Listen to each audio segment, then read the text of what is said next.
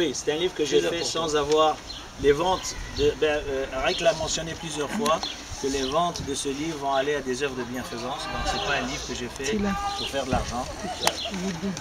Et il est dédié bien sûr à Est-ce que vous parlez là-bas sur les scènes de Sefrou? Pardon, Sefrou? Oui. Oui. Lesquelles c'est?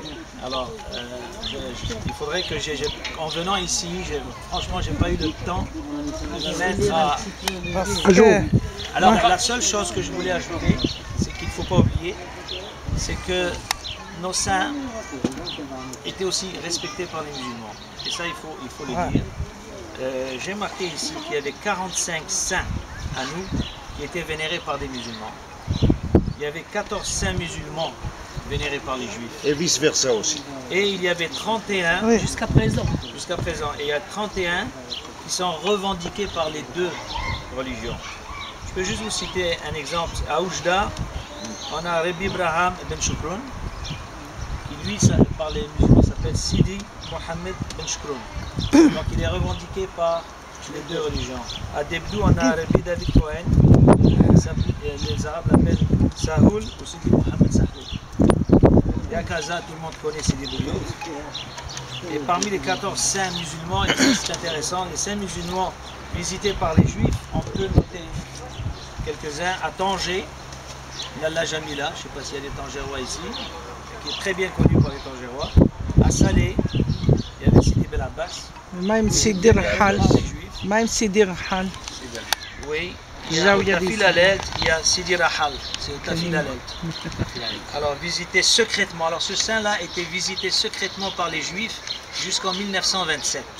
Donc avant 1927, les Juifs n'avaient pas le droit d'aller le vénérer ou le visiter. Et c'est seulement après 1927 qu'il y a eu une permission pour les Juifs d'aller le visiter. Alors et puis est-ce que leurs racines, c'était pas juif? Est-ce que vous avez fait de recherche? Pourquoi les Juifs, en français, c'est un peu, c'est 80%. Les saints musulmans? Pardon, oui. Pourquoi les Juifs allaient... Non, ça veut dire, si ces saints-là... La raison. Si ces saints-là avaient des racines juives avant, ça veut dire, si les Juifs montaient les voir ou bien les vénérer, ça veut dire qu'il y avait quelque chose. Oui, non, c'est des saints qui étaient revendiqués par les Arabes. Okay. Mais les Juifs savaient que c'était des saints juifs. Mais il faut dire une chose, c'est que beaucoup de saints enterrés n'avaient pas de nom sur leur pierre tombale. C'était des saints qui étaient vénérés de père en fils. Oralement, on disait que bon, c'était de génération en génération. Il y a des saints qu'on ne savait pas leur nom, alors on les appelait soit Moul Shuzra al-Khadra, par exemple. Le nom. Parce qu'il était enterré à côté. Alors c'était ça, c'est la raison pour laquelle ces saints étaient un peu revendiqués par les deux.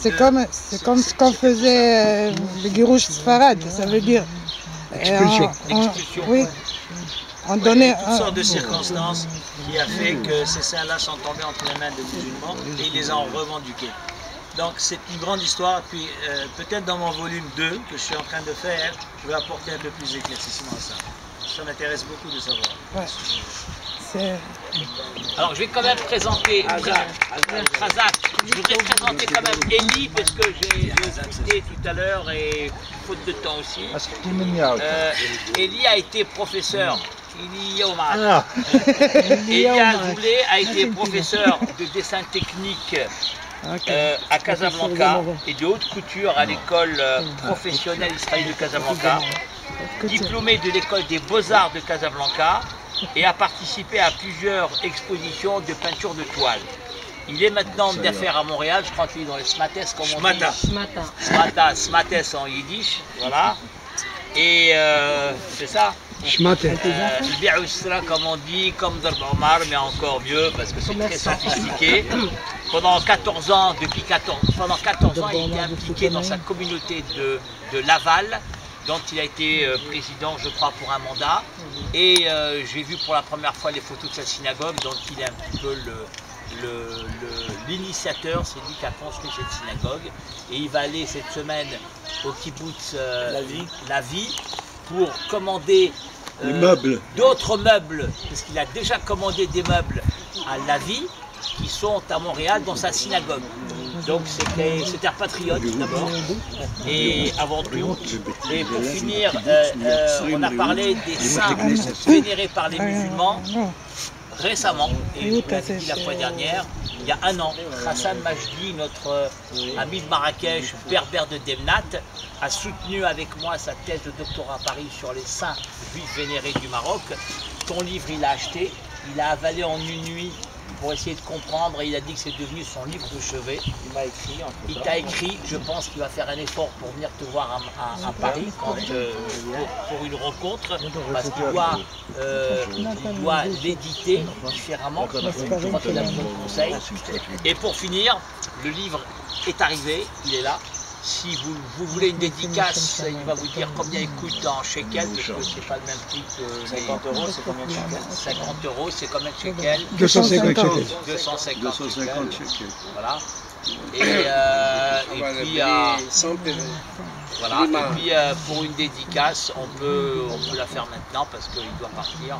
Si vous souhaitez le livre, on va montrer, ils sont là-bas, on va montrer un ou deux exemplaires. Oui, bien sûr. Voilà. Je crois que Daniel va Daniel ولا انت سافر شيء زولاي كتر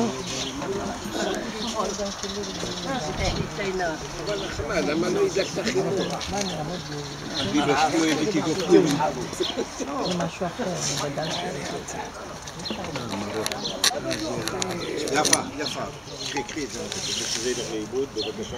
שים אותו שם, זה לא...